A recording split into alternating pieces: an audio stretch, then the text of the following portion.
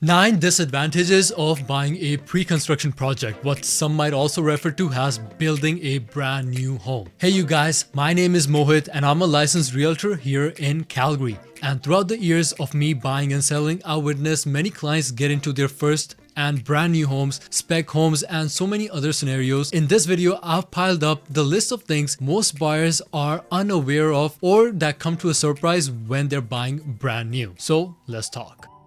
Number 1, cost of buying. This might not be a surprise, but buying a brand new home typically is a lot more expensive than buying something pre-owned. This comes down to a few things. Number 1, cost of materials. Number 2, labor. And most importantly, the builder's profit plus GST. What a lot of buyers don't realize when walking into a show home or looking at all the advertisement online of a pre-construction project or spec homes, the starting price is typically the entry-level home, which is a base model most of us will never end up buying. These are typically the models that are lacking a lot of the basic finishings you wouldn't want in a property of this era. And as you do add upgrades, obviously the price keeps going up. So what you actually see on the marketing material is not the actual price of buying pre-construction. Always keep that in mind. And the second part is the GST. When you're buying a brand new home anywhere in Canada, there's always GST on top of the purchase price. We're lucky to be in Alberta where we only have GST and we don't have any provincial tax. But depending on what province you're buying in, you might have to pay 10 to 15% additional on top of the purchase price, which is standard 5% here in Canada. So if I make it really clear, in Alberta, when you're buying a home, you're only paying 5% GST and there's no provincial tax whatsoever. If you're buying in other provinces, you're paying the 5% GST. On top of that, you're paying additional province tax, which is different for every province.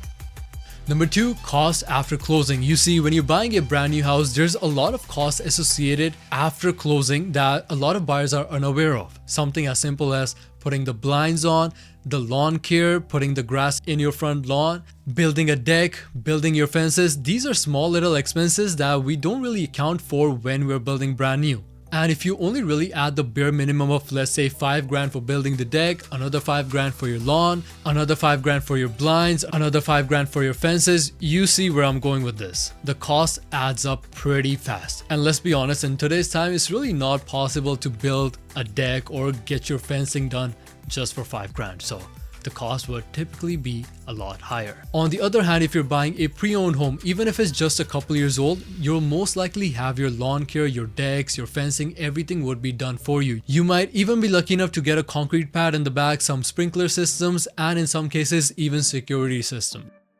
Limited customizations. Now, this might come to you as a surprise because most of us will think buying brand new will give us the perks of customizing our home. But it's important to understand the customizations are mostly limited to what the builder offers, and sometimes going beyond what the standard floor plan is comes at a very hefty price tag. You see, as a builder, it makes your job so much easier when you can have a spec model and just submit the same development permits and the same plans for different lots. When you have to customize a small little thing, it changes the load barriers, it changes so much things on the permits that builders actually charge quite a lot for making those customizations, if they allow, because some builders will actually have very limited customizations available. So let's say if you want to extend your house 2 feet behind from the backyard, that might actually cost you $20,000 to $30,000. Is it really worth $20,000 to $30,000 adding 2 feet of square footage at the rear? Most likely not.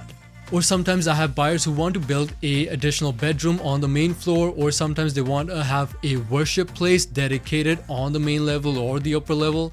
These costs do add up pretty fast. So most likely your cost-effective way is to buy a house and do these renovations after. It will be a little bit more time, but it'll save you a lot more money in the long run. Number 4, uncertainties and delays. You see, when you're building a brand new home, there's so much that goes into it, from labor to material shortages. You can't really predict a very accurate time frame of your construction project. Things could be delayed from 6 months to 8 months to sometimes even years and years. And let's not hope this, but worst case scenario, if the builder goes bankrupt, your deposit is also at risk. That's another thing to consider. Number 5, frozen capital. When you're building brand new, your capital, the deposit that you've already gave to the builder is frozen. This is money you don't really have in your pocket. You're no longer accumulating any interest on it. And while you're stuck with this project, if the market goes up, it's really good. But if the worst case scenario market goes down, you're still stuck with that project because you have a legal binding contract to close that house. Number 6 goes hand to hand, market fluctuations. A lot of investors like buying brand new projects for the appreciation. The thing to consider here is if the market goes well, you're well and good and you're making money while the project is still in construction phase. So let's say I bought a house for $500,000 in today's market and my possession is in 2 years. In the 2 years, I'm hoping that the market will keep trending up and I'm gonna have an appreciation in the for sale price when I have the project ready with me, ready for possession. But you should always consider the downfall. The market starts to go down. In that case scenario, you're buying a property over market value. Lack of establishments. When you're buying a brand new project, you're most likely buying it in a upcoming community, which comes at a price of lack of amenities and lack of community. When you're buying a brand new project, there's usually not a community built around it. You're hoping the community will be there in the next 4 to 5 years and hopefully amenities start coming by in the next 5 to 10 years. That's when you really see the community being higher in demand and the prices going up.